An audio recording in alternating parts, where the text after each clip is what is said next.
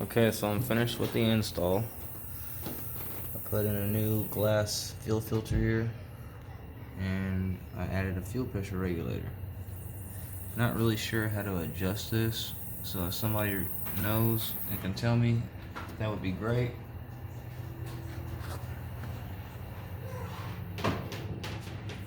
I guess we'll try to give it a start.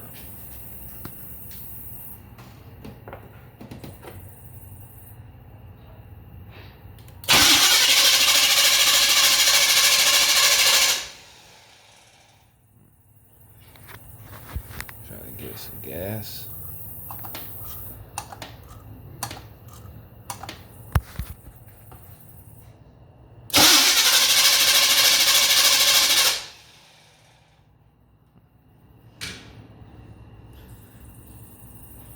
So we get a crank no start condition.